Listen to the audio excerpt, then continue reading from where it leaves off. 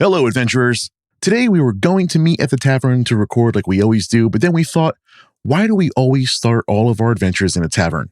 Everyone we know has had an adventure start in a tavern, and you know what they say, there's no phrase more dangerous than we've always done it this way.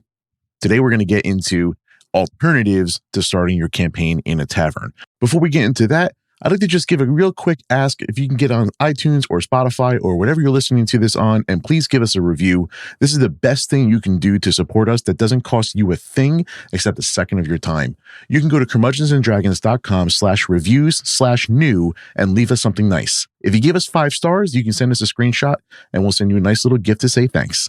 And also, just a quick heads up, I'm moving to my new place this week, so we have some episodes recorded and ready to release, but I don't think I'll be able to get some of the horror story episodes released on time.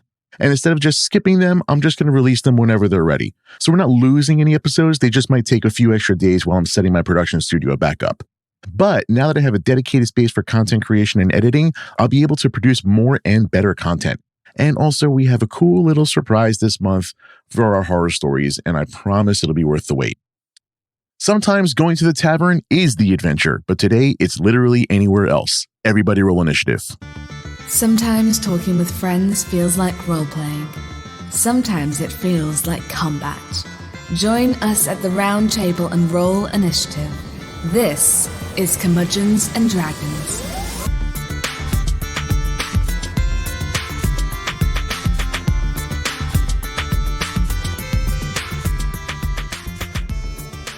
So here's how it always starts. Your party meets in a tavern. How do we begin this campaign?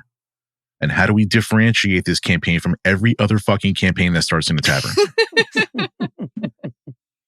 So this is something I want to touch on for a little bit, and big thanks to Jim for suggesting the episode for this week. We're going to title this episode the You Don't Meet in a Tavern episode. Yes, you meet outside of a tavern. Fun fact, one of the working titles for this podcast was going to be You Record in a Tavern.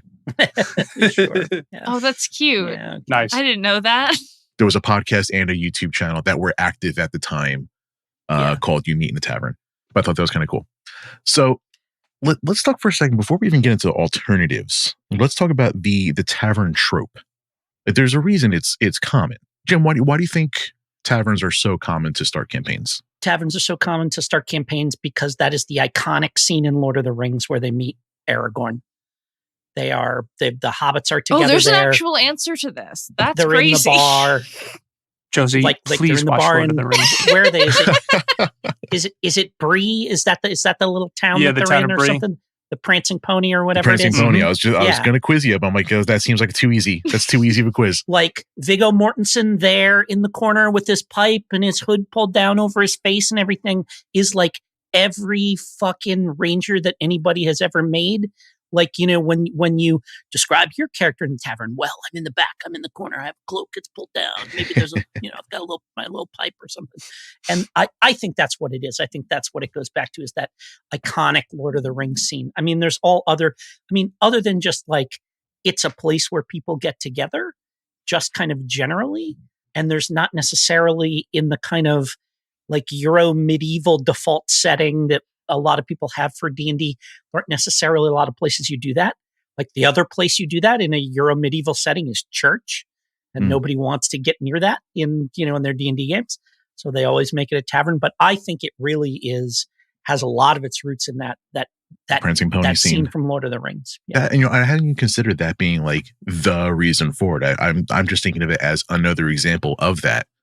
But I forget that Lord of the Rings precedes this game sometimes, and that the game was really kind of based on Lord of the Rings. Yeah, pretty much. Yeah. Yep. Mm-hmm. I think there's a tendency when you start off with a tavern to like fit your characters into certain stereotypes. So you fall into the pattern of like, instead of playing your character how you've written it, you're like, oh, well, I'm the bard. Obviously, I'm going to be like at the bar hitting on the bartender and being rowdy and getting drinks and stuff. Why are you hitting on the bartender, Josie? Don't worry about it. I'm always sitting on the bartender, okay?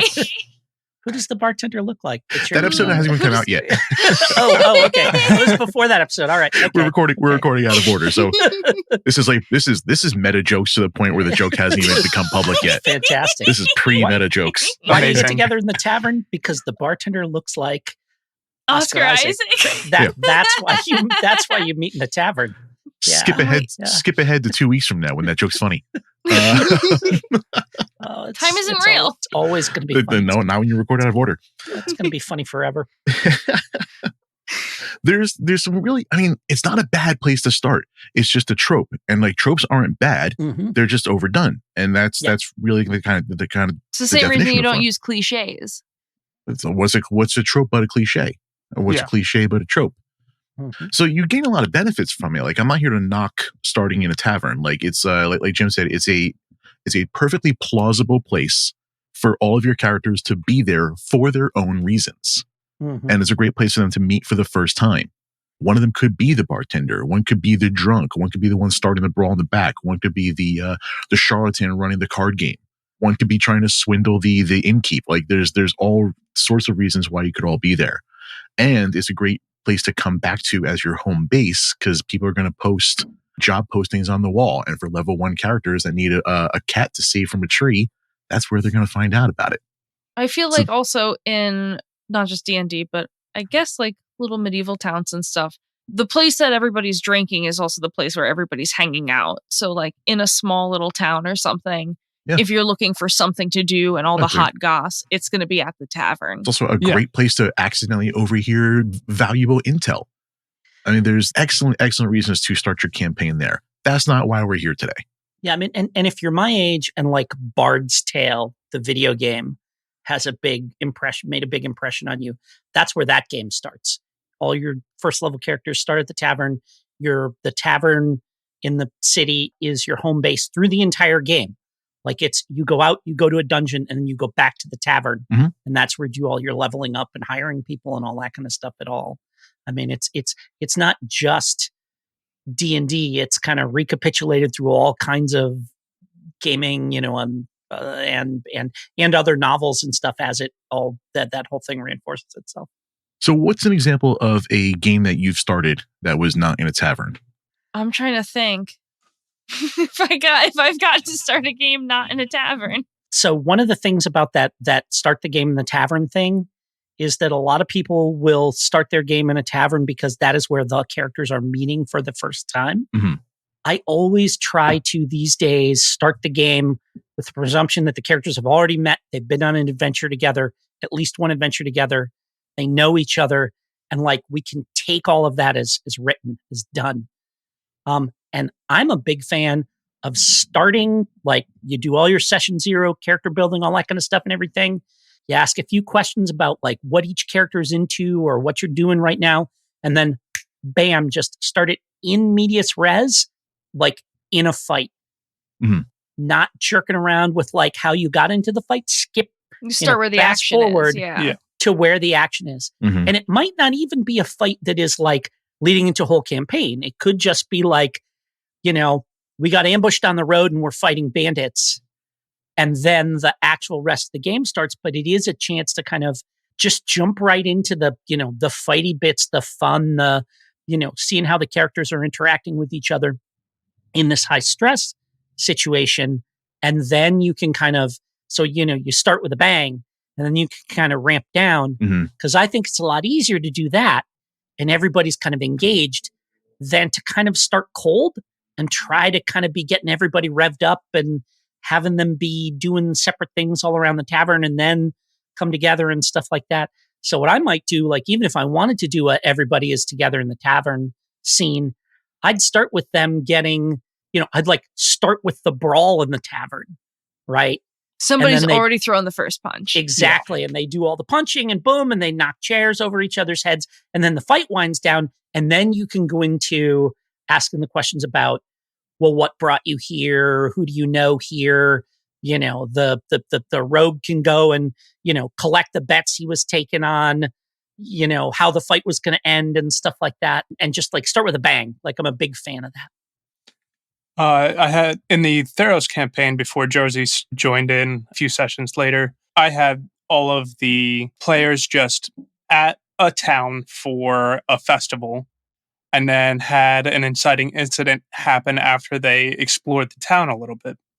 And I think that got everybody's interest almost immediately with figuring out what happened and trying to move on from there. I don't remember how I got introduced to that campaign. Was I already just being a dick somewhere? Yes. Yes, Okay. you were. It happens. And the fact that you mentioned Theros, Greg, brings to mind something else, which is that depending on the game that you're playing and the setting that you're in, if you're in a game where the setting is really important, like Theros, for example, or like if you're doing like Strixhaven or something like that, or even if you're doing, Strahd or something like that, to have that first thing not be generic, but to be an opening scene that really evokes whatever setting you're in very strongly, that can be a real good start too. Like if you're opening up a Strahd campaign, maybe you don't start with like everybody in a tavern, but you're at a Vistani fortune telling or something like that, right? That, really kind of brings the setting to the forefront right from the jump and gets everybody engaged with it. So I found this blog post here. This is on hipstersanddragons.com, which could have been another working title for this show. I am not a hipster. Saying that doesn't help your case at all. No, this is the article is called 6 Alternatives to Starting an Adventure in a Tavern. And we're going to have the link to this in the show notes so you can check this out with us. Throwing things right into combat, I love this. You want your characters to feel like adventurers right from the start, and you don't want your first session to feel like a slow burn. That's an excellent reason to just like, we started our first session and roll initiative. I love it. Mm-hmm. So they dropped a couple of different locations that you can start in, and I have started some one shots in locations like this, and they're great, and it just kind of just shakes up the expectation of the tavern because you kind of like know it's like, okay, what tavern are we meeting in for this campaign? So the first one I mentioned is the main square, just kind of the wide open part of the town. The tavern could be nearby, but this gives you an opportunity to explain what the town looks like, what kind of feel the setting is going to have around you, which should be session 0 stuff, but you get to really kind of like immerse yourself in the town as a whole from there, not from inside a building. And because it's like a public space that anybody can get to, you can also have like pretty much any kind of NPCs you want are going to be moving through there. Mm-hmm. Like if you've got family members or kids and stuff like that, they may not be in the tavern hanging out there with you, but in the town square, basically anybody could be moving through there and encountering you at any one time. You get to introduce your merchants really right off the bat too, and then like your characters can be there for their own reasons. The rogue is the one pickpocketing, the bard is the one performing on the corner. There's all kinds of stuff. Yeah. It's so wide open, and the players can meet each other for any reason. This is for stuff where they don't start off already knowing each other. Mm-hmm. And it's great if they know each other too, but like if they don't, there's infinite reasons why they can meet each other. Yeah. I like this one a lot. Other urban locations. They say as per a town's taverns and market square, there's a few other places which, while not quite as open-ended, could be considered as a potential starting point. The docks of a seaside town. Pious PCs might be found in a temple. Scholarly parties that's what I was saying about church. Yeah. Yep. So scholarly parties might have a reason to be in a library. Mm-hmm. Town hall, a bridge. You could also like not be afraid to have multiple different settings as the starting point. Like everybody's in different parts of town and they just happen to come together somewhere. Mm-hmm. Yeah. I mean, and there's also, there is also the classic, you all start in the clink, you're all in prison for whatever reason. What are you in here for? You've been, exactly, Prison is number 6 on this list. Yeah. Oh, there we go. Sorry. I'm jumping ahead of you. Go ahead. You're good. Yeah. I did a one shot where these are people that I met on a D&D Facebook group, and actually I think that's one where I found you, Jim. They were putting together an IRL one shot, and the DM just sent us, here is a very, very, very brief history of the town that we're going to be dropping in. Yeah. Tell me why your character is here. All your characters are in prison, accused of a crime they didn't commit.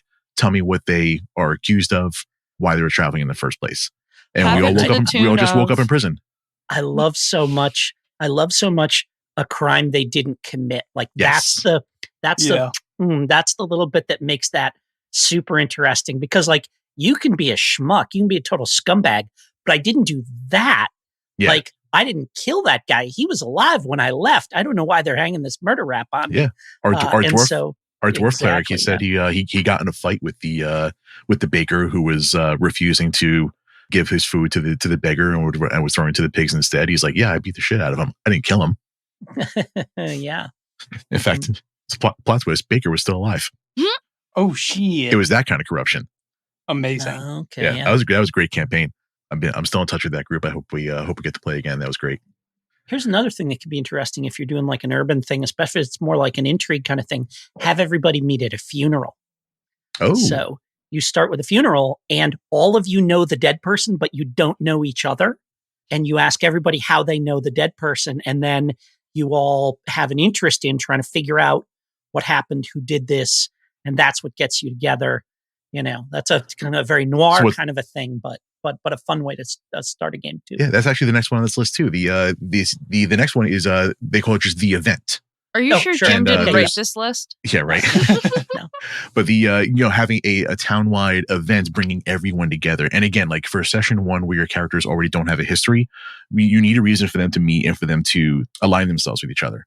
So an event that brings the whole town together, perfect excuse. So the ideas for events, 10 ideas for events here. Number 1, the festival. That's the easy one.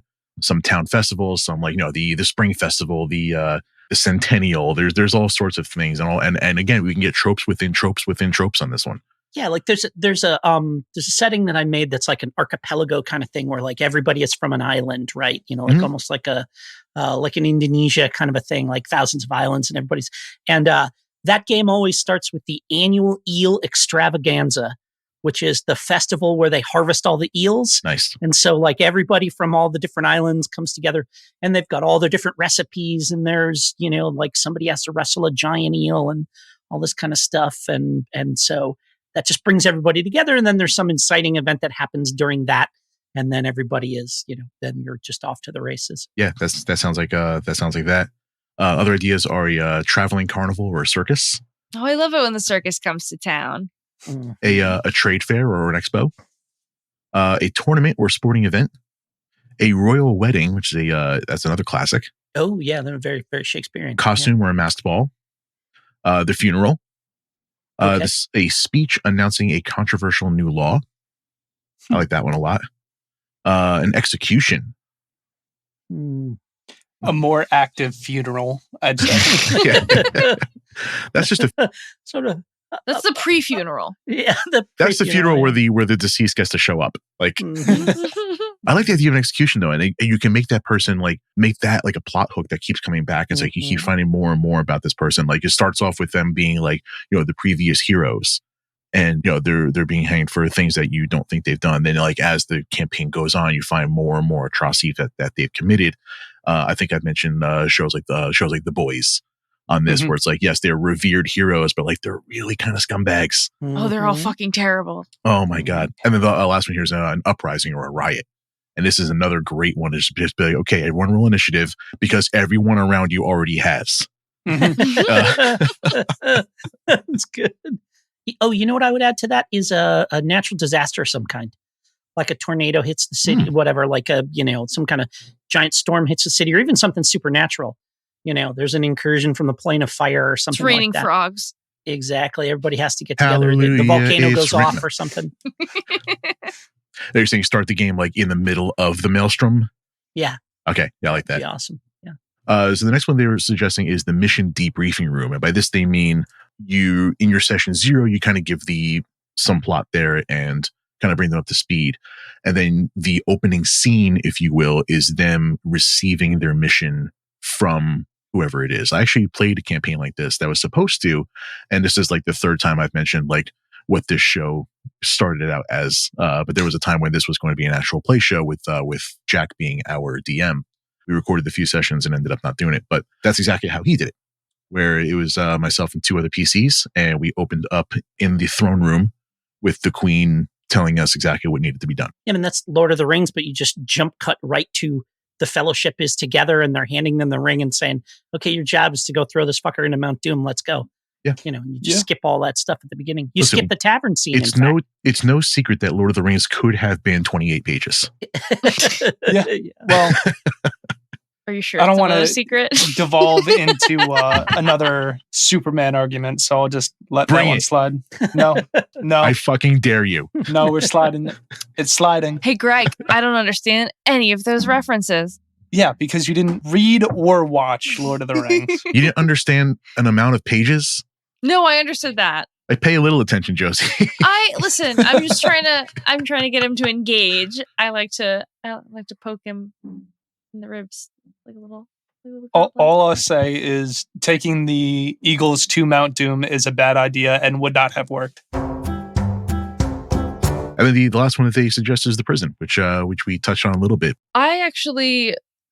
So there's only one actual play podcast that I listen to, and it's Dungeons and Daddies. And I really like actually how they started their campaign, which was that they were the parents of all of these boys on a soccer team together.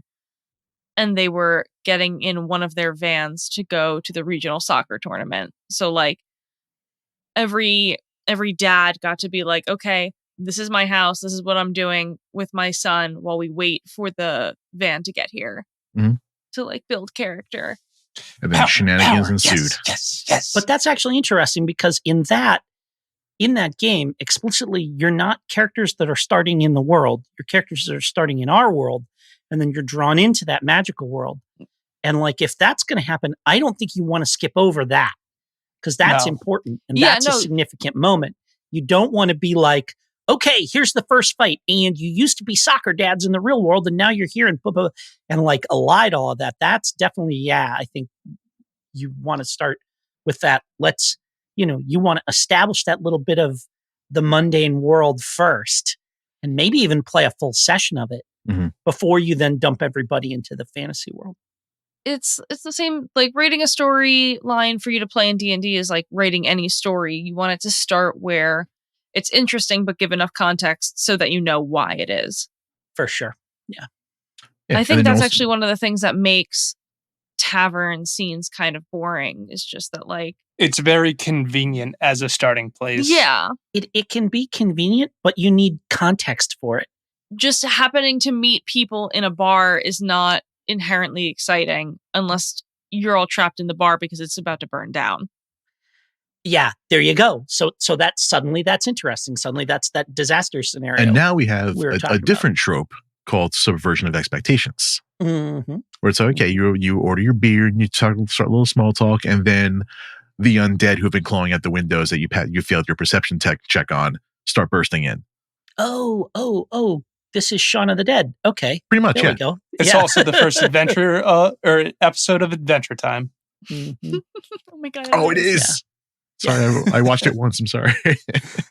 But a core memory has been unlocked. Yes. There are 5 original stories in the entire universe in the history of mankind. That's just generous, first of all.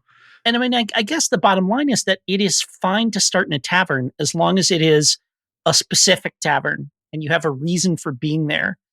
And you're not just in a tavern because you don't have another idea for how to start the game. Yeah, and one of the first things I said was tropes are fine. They're tropes for a reason. Like they get overused because they're good and they work. There's just other stuff out there, and don't rely on the trope being enough. It's like, okay, taverns, everyone starts on a tavern because they're interesting. Let's just start in a tavern. But why are they interesting? And what would make yours interesting versus any other one? Make it make sense for your story that you're trying to tell. Yeah. And it's your first session. Like, you want that to be memorable. Hard to agree. If you have a crazy place where your campaign has ever started, tavern or no, I would love to hear about it. We'd love to do a follow-up on this episode.